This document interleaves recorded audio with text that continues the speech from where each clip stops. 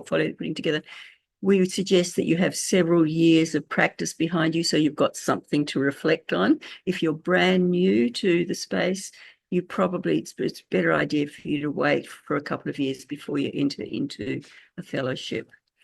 So you work with your mentor, and you're given a period of between 6 months and 2 years to complete your fellowship. The reason that period is there is because we didn't used to have the lower limit of 6 months, and there were one or two people who did it a bit too quickly, in the sense that they weren't giving themselves enough time to actually engage in reflection. So to avoid that happening, we've set a minimum of 6 months that you have to work on it, and an outside period of 2 years, so that you can take your time going through the stages of the portfolio development. You don't have to take 2 years, you can take less. And should you get to the end of 2 years and you're not quite finished, you can always apply for an extension. But it's just to try and get people working in that space.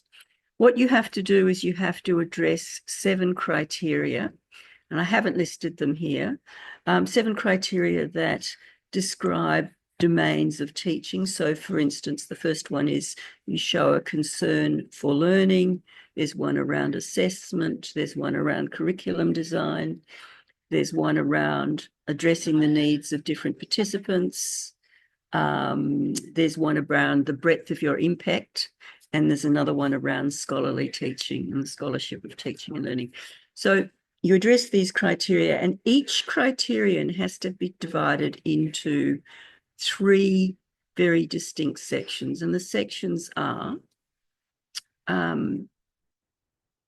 observation, beg your pardon, I haven't written this correctly here. The sections are description and outcome. So what did you do and what happened? You tell a specific example of your practice. What did you do and what was the outcome? The second bit is reflection and learning. What did you learn from that exercise? And the third bit is what future or further development will come from this. So what that's asking you to do is to document that reflective cycle that we know about when we talk about reflective practice, but to separate them very clearly into those 3 sections so you can see that you're undergoing that reflection. And each of those sections must be accompanied by a piece of evidence. And that's one of the things that people find most challenging when they do this fellowship, is to find that piece of evidence. But that's also the thing that makes it rigorous, that makes it authentic, that evidence that you can put against each of those sections. The final product is a 30-page portfolio. Yeah, that's fine, thank you. In terms of the types of fellowship, much more straightforward. There's one type of fellowship. So it's not graduated the way it is for the advanced HE, whether you are a senior professor or an early career academic. If you have a fellowship, you have a fellowship. Other than the associate fellowship, which are those people who are working towards a fellowship. Like the advanced HE, you get a postnomial. We get more letters if you do a HERDSA fellowship than you do with an advanced HE. So you need to think about that. And in terms of how long you remain a fellow, you are a fellow once you've been awarded the fellowship. You are a fellow as long as you remain a member of HERDSA. So if you let your HERDSA fellowship drift, then so too does your, beg your pardon, if you let your HERDSA membership drift, then so too does your fellowship. So some other things that you might need to know in terms of cost. So the thing about the advanced HE is that often institutions will cover the cost of it. Less so with the HERDSA fellowship. It would depend on your individual workplace. So what it costs you is obviously the initial membership of HERDSA if you're not already a member of HERDSA, so that's the $165. The fee to apply to become an associate fellow, which is $110, only paid that once. You need to maintain your fellowship membership each year that you are either an associate fellow or a fellow. So the membership is $165 plus an extra $50 for the fellows. So you need to maintain your membership at $215 a year. And once you're ready to submit your portfolio for assessment, there's a one-off fee of $250 for assessment. And just repeating that, once you are a fellow and ongoingly, your annual membership to HERDSA is at the moment is $215. So they're the costs associated with becoming a HERDSA fellow, which is effectively $50 more than you would have if you were just a regular HERDSA member. I'm not sure if I have any more slides after that. No, I don't. That's it. Look, Lee, thank you so much for coming along to talk to us about HERDSA, because I don't know very much about it myself. So that was really, really interesting. You're welcome. And it was really interesting as well to see the difference between the two fellowships. So now a chance for us to hear from our peers. Tui Den, who is at the University of Western Sydney, is currently going through the HERDSA application and I believe is about to submit, and Adam Gall from the University of Sydney, who has a HE fellowship. So welcome to both of you. I was just going to ask you a couple of questions. So just in your own words, Tui, if you'd like to go first, what are some of the benefits that you've experienced from going through the HERDSA process? Thank you, Sue. I just submitted my application last week, so the experience is still very fresh. What I will say kind of echo what Lee and also Laura have shared. Of course, the credibility and the network, but I would like to talk about HERDSA specifically in terms of creating a coherent narrative about our teaching practice. And it has a significant influence on my career, because in creating that narrative about my teaching practice, I have to engage with the research practice and the scholarship of teaching and learning. And then Lee talks about the evidence. So in, like finding the evidences, I realize how unique our position as a learning skill advisor is, and how much contribution we have to the teaching and learning. And that builds my confidence significantly. Laura talked about the credibility, and Lee talks about that. And I think that's very true, because sometimes as learning skill advisors, I find challenges not really in self-identification about who we are, but how people perceive us, as scholars, as researchers, as educators. So the fellowship kind of shows our commitments to the teaching excellence. And we have very strong evidence for that. And all the evidences show that we are engaged with the theory, and also our approaches are very evidence-informed. So those are the very, prominent benefits that I experience. Thank you, Sue. Thank you, Tui. That was really great. How about you, Adam? How did going through the HEA process benefit you and your career? So for me, this was really solidifying a sense of professional identity after, I didn't come to this role with formal training as a teacher. I had experience teaching in academic settings. I'd done a lot of professional development run by our institution's educational innovation team. And so this felt like the end of that process to some extent, where I could kind of bring that together. And I think it felt like a culmination of that rather than being its own kind of complete undertaking. It kind of fit in with all of the other things that I was doing, and then allowed me to kind of say, this is kind of who I am and where I'm at in educational space, higher education space at the moment. Mm-hmm. Okay. I'm kind of curious.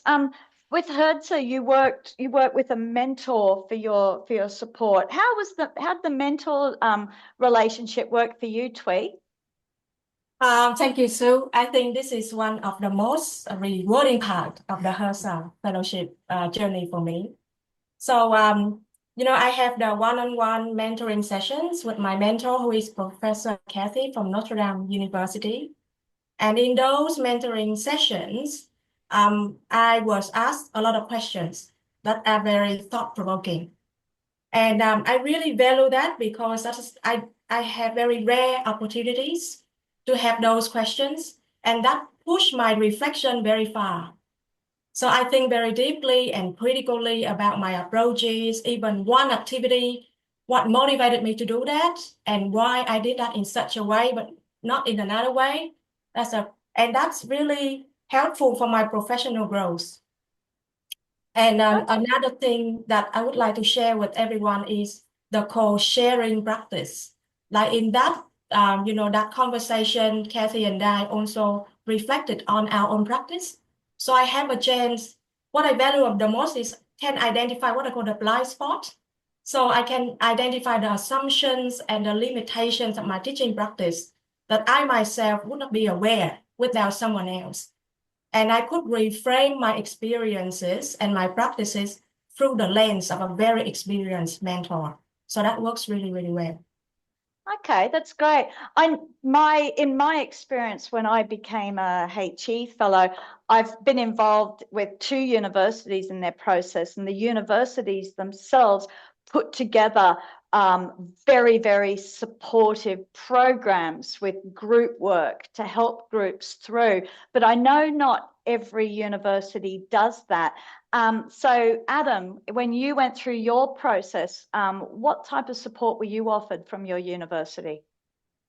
They did have workshops. Our educational innovation team, we come in and sort of sit there and actually get started on an application together, which was very useful.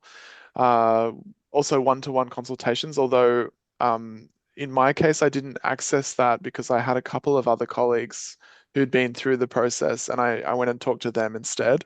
So rather than the formal process, it was more of an informal discussion. Yeah, and I think I guess the thing that I found really great about this process in our institution is how it isn't a kind of empty credentialing bureaucratic process. Like it has been a good faith process at each stage. I guess I could see how you might engage with it in less depth and somehow kind of squeeze something past. Um, if you wanted to be a little bit less careful about that. But I felt like, also ultimately that someone had to sign off on that to let that application go ahead. And everybody involved, whether it's in our educational innovation team, whether it's in our immediate team in the learning success advisor team here, engaged in good faith and kind of use that framework in a meaningful way. Okay, thanks.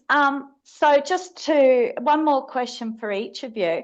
What advice would you offer a learning advisor who's thinking of applying for a fellowship? What's one pearl of wisdom you would offer? So, Twee, what would you say? Yeah, thank you, Sue. These are the things that I find very useful, and I would like to share with everyone. So in HERDSA fellowship, the evidence is very important. So probably having evidence folders is very useful because sometimes as learning skill advisor, we run the workshops and we receive emails or someone talk to us that we are doing a great job. Well, what is the evidence? So even one email, all the difference of our students' work before and after our workshop can be the evidence. And in order to do that, having a very systematic way of documenting our evidence is very important. Another thing I find is at the beginning, I face the challenges of addressing the criteria because of the support roles that I'm having. But by reframing it, support activities as teaching. So reframing is very important and leveraging our unique position. For example, one-on-one consultation as teaching, because we have the pedagogic approaches, procedure that underlie our practice, and resource development for even one workshop as curriculum, because we also have the learning outcomes, objectives, etc. And also that reframing activities are very important. And another thing I find very useful is engaging with the research practice and also the scholarship of teaching and learning, because that show that our approach is evidence-informed and theoretically sound. Thanks, Twee. Adam, what would you say to a learning advisor who's thinking of pursuing a fellowship? I think the first I guess bit of advice would be to think a little bit laterally, to think a little bit maybe critically about the categories that are used in the framework. What do I actually do that might meet some of those criteria and might not seem like it does at first glance? And, for me, that was about showing that I was involved in assessment and not just feedback, like that I was actually assessing students. So I had to think a little bit about what that might mean. I did have some units of study that I could draw on for examples there, but when I thought about my advisor practice, I also realized that we're involved in, post-entry language assessment, these kinds of things. We could make those connections. I could make those connections. So that's the first bit of advice. The other bit of advice that I would give is related to that, which is to think about how the application process can really respond to your situation and the things that you're doing, and what you most want to get out of it. So I know some people really thought about it as a kind of summative celebration, victory lap. I guess for me, it had that role, but it was also the document itself I treated more as an opportunity to really interrogate and test some of my practice as well. So I thought that added something in terms of it making it more meaningful for me. So adapt it to what you want to do. You can use it as a dress rehearsal for a job application if you want to. It's not a job application, it's a different thing, but developing language, thinking about what might go into a teaching portfolio, that can all be done there as well. Okay. That's a really good point, Adam. That's something that I found as well. I've actually drawn on my application, even though I did it many years ago, for other things since then, for teaching portfolios and job applications and so forth. So that's really, really good advice. We've got about 5 minutes left. So I would like to see if there are any questions. Now, I'm seeing quite a lot in chat, but I haven't had an opportunity to read any. So I'm going to stop sharing the screen. And if you want to unmute and ask a question, feel free. Otherwise, anyone else, say, Steve, are there any questions in chat that haven't been answered yet? No, I think they've been answered by Laura or Lee, and I think Tao, and at least Tao has a question. Okay, Tao, go ahead, shoot. Thank you. And very, very useful. I've just started this process myself. I'm based at Deakin, and I've got a series of workshops. So the timing of this is really great for me. One of the question I had was about the higher ed, the academy one, advanced higher education one, which is about so in the workshops that I've been to, they seem to be emphasizing that it has to be recent, really, it has to be based on recent evidence, which is, so they're sort of saying it can't really come from 10 years ago.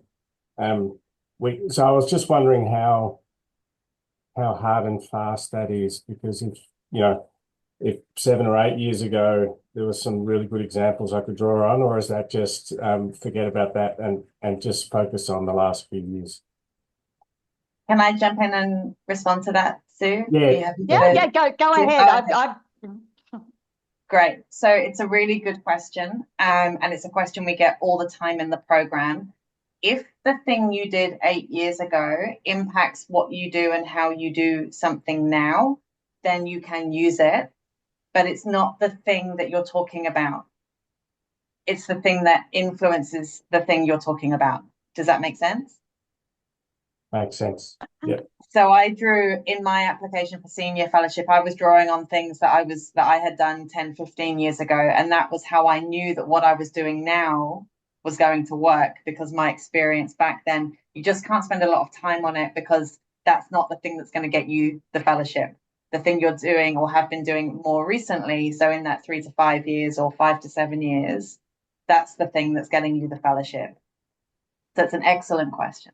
So as an example, then, I don't know, you ran a particular program 10 years ago, for instance, or came up with an initiative that you delivered 10 years ago.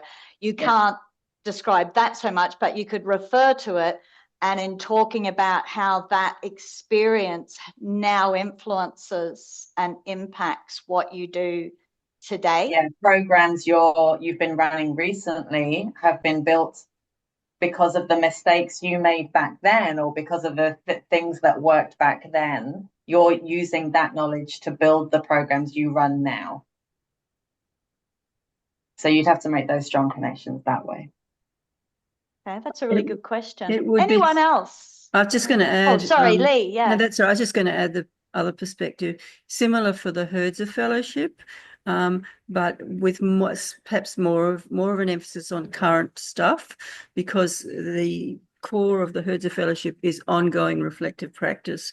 So what we're saying is that good teachers are continuously examining their work, reflecting, making improvements, and then the cycle starts again. So if it's something that's happened a long time ago, that cycle is probably completed. It may be that it's still going on and improvements are still happening, and in that case it would be relevant, but we're looking for that ongoing reflective practice, evidence of that ongoing reflective practice for improvement is the core of what we're looking for.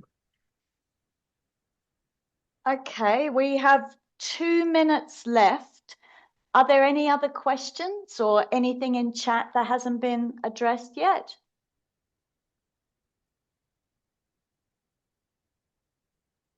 No?